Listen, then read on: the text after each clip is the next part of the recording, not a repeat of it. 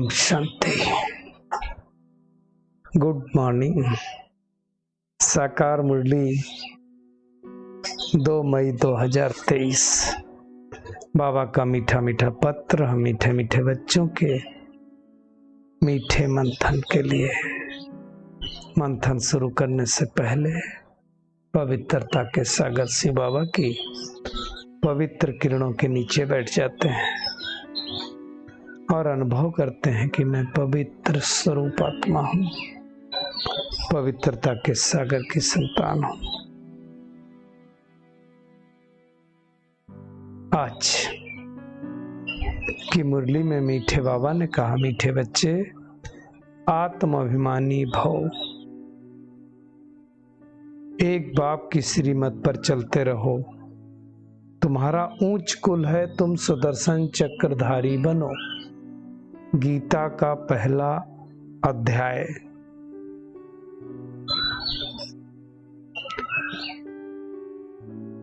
जब दिखाया गया है कि अर्जुन को बार बार कहा जा रहा है अपने को आत्मा समझो, इसलिए बाबा ने आज गीता का वही श्लोक कई बार कहा है कि सर्व धर्मान परित्याज्य मामेकम याद करो, मामेकम शरणम। ऐसा करके वो श्लोक है।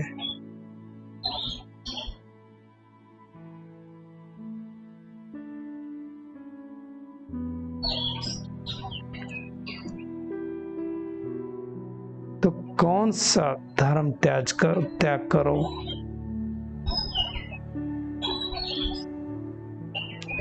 देह सहित सब धर्मों का त्याग करो। दुनिया में तो वैसे बहुत सारे धर्म बने हुए हैं,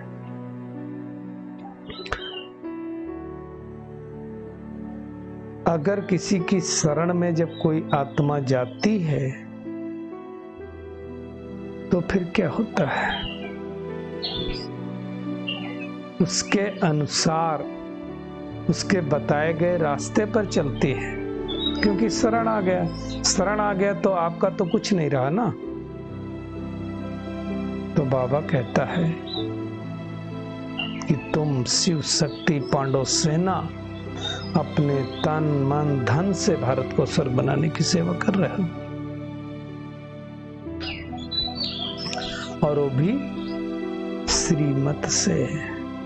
कोई मनमत की बात नहीं है।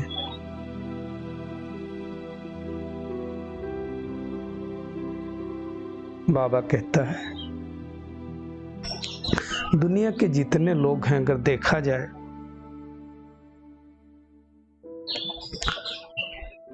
तो इस मुरली को बाबा ने ऐसे समझाया कि 2 तरह के लोग हैं, एक आस्तिक एक नास्तिक।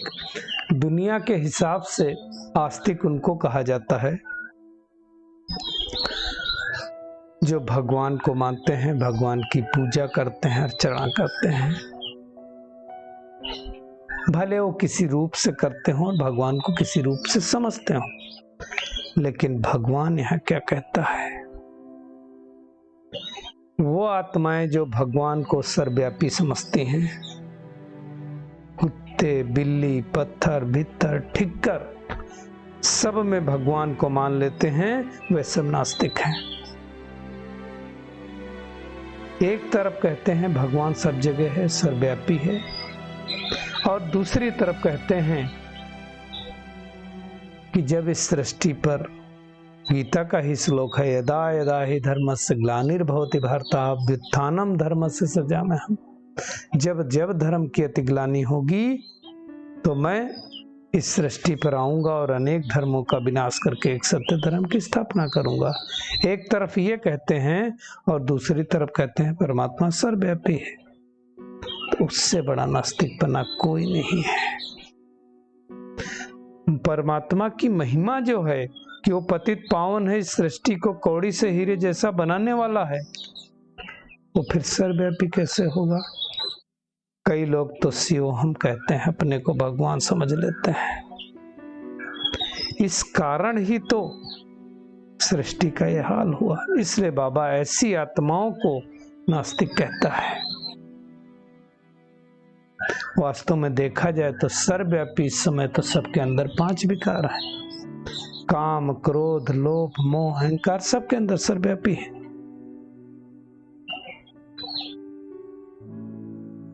इसमें सब आ जाते हैं, चाहे राजा हो चाहे प्रजा।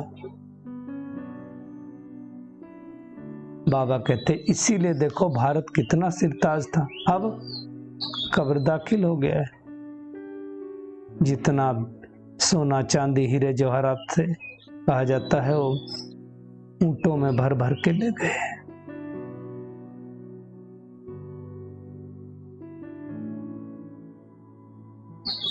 आपस में लड़ने लगे। क्यों लड़ने लगे? क्योंकि 5 विकार आ गए। तो अब बाबा बार बार अटेंशन दिला रहा है, बच्चे आत्म अभिमानी भो। तो हमें चेक करना चाहिए कि सारे दिन में हम कितना समय आत्म अभिमानी रहते हैं। दुनिया में तो ना जाने कितने जगत गुरु श्री श्री 108 के 1008 भी लगाते हैं। बाबा कहते श्री श्री 108 जगत गुरु, पतित पावन तो एक ही है, परमात्मा। जो दुनिया में खुद पतित हो, दुनिया को क्या पावन बनाएगा?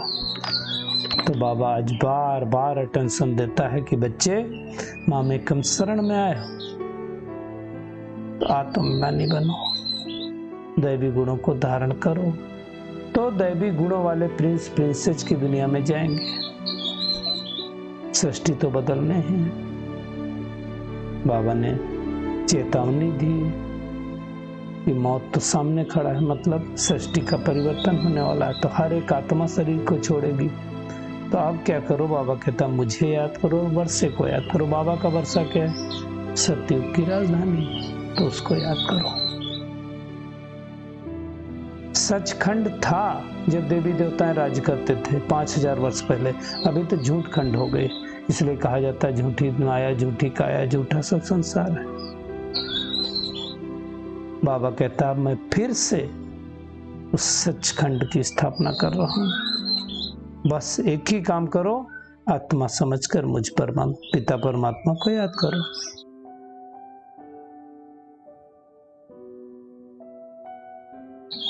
तो कहने का भावार्थ है सतयुग त्रेता में हर आत्मा पुण्यात्मा थी और अभी हर आत्मा पापात्मा बन गई है।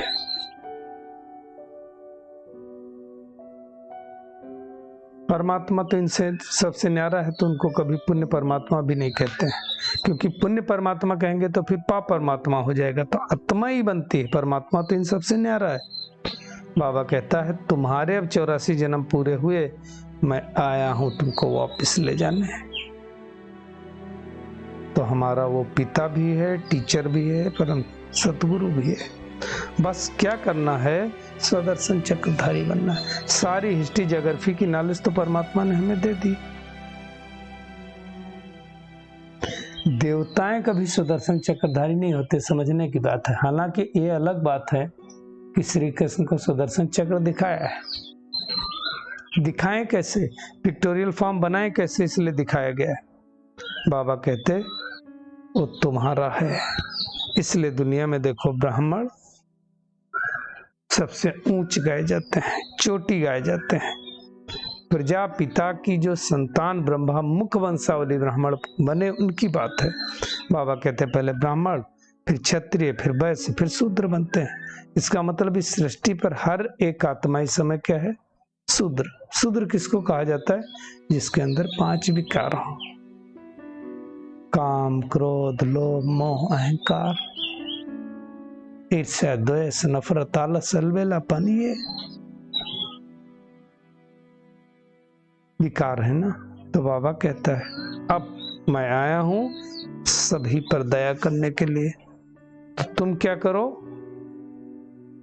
बार बार बाबा कह रहा है सर्वधर्मान पर ताजमा में कम याद करो, तो योग अग्नि से तुम्हारे सब विकर्म नष्ट हो जाएंगे।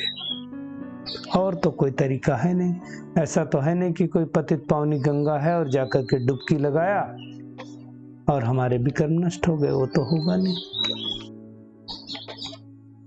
विकर्म नष्ट होंगे याद के द्वारा, योग अग्नि के द्वारा। जब उस सत चितानंद ज्ञान के सागर, सुख के सागर, प्यार के सागर को हम याद करेंगे तो हमारे विकल्प नष्ट होंगे और फिर सूर्यवंशी महाराजा महारानी बनेंगे।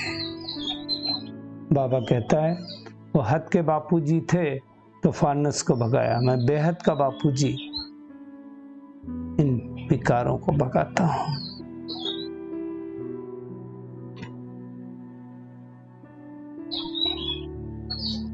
कलयुग रूपी कांटों के जंगल को फूलों का बगीचा बनाता हूं और हमें उस बगीचे का अधिकारी बनाता है। तो हमें क्या करना है?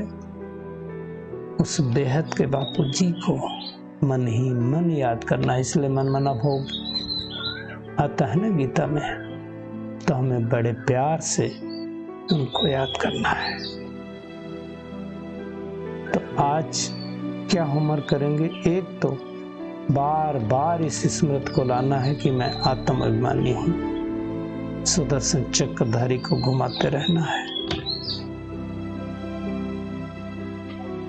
कोई भी आसुरी संप्रदाय वाला कोई कर्तव्य नहीं करना है, सबको सुख दे करके दैवी संप्रदाय का बनाना है। योग अग्नि से अपने विकर्मों को नष्ट करना है। आज का बाबा का वरदान है, अटेंशन और अभ्यास के निजी संस्कार द्वारा स्व और सर्व की सेवा में सफलता मूर्त भव। बाबा कहते हैं हम ब्राह्मण आत्माओं का निजी संस्कार क्या होना चाहिए? अटेंशन और अभ्यास। लेकिन अटेंशन का भी टेंशन नहीं। अटेंशन का टेंशन कब नहीं होगा? तो टेंशन के पहले ए शब्द आता है और ए शब्द जब याद आए तो मुझे अटेंशन रहे, अर्थात मैं आत्मा हूं ये याद रहे तो टेंशन खत्म हो जाएगा। और बाबा ने कहा उसके लिए क्या करो? स्व सेवा और सर्व सेवा एक साथ साथ करो। जो सो सेवा छोड़कर पर सेवा में लगे रहते हैं उन्हें सफलता नहीं मिल सकती। दूसरों का ही ध्यान देते रहो, अपना कब देंगे? हमारी स्थिति ठीक नहीं है तो हम दूसरे की स्थिति कैसे ठीक करेंगे? बाबा ने कहा दोनों का बैलेंस रख करके आगे बढ़ो। खुद का भी ध्यान रखो, दूसरों का ध्यान रखो। पहले खुद का फिर दूसरों का। बाबा ने कहा इसमें कमजोर नहीं बनो। संकल्प करो हम अनेक बार विजयी थे, विजयी हैं और विजयी रहेंगे, तो मुश्किल नहीं होगा। स्लोगन है ज्ञान युक्त रहम दिल बनो तो कमजोरियों से दिल का वैराग्य आएगा। चलिए परमात्मा किरणों के नीचे बैठते हैं और महसूस करते हैं मैं आत्मा सफलता मूर्त आत्मा हूं। स्व के ऊपर अटेंशन देने वाली, स्व सेवा और सर्व से पर सेवा के बैलेंस को रखने वाली कोटों में कोई आत्मा हूं। अपने तन मन धन से भारत को स्वर्ग बनाने में परमात्मा सहयोगी आत्मा हूं। आत्माभिमानी बनकर परमात्मा की श्रीमत पर चलकर भारत के डूबे हुए बेड़े को पार करने वाली सुदर्शन चक्रधारी आत्मा हूं। शुक्रिया मीठे प्यारे बाप दादा, शुक्रिया आप सभी का इस मीठे मंथन के लिए। ओम शांति।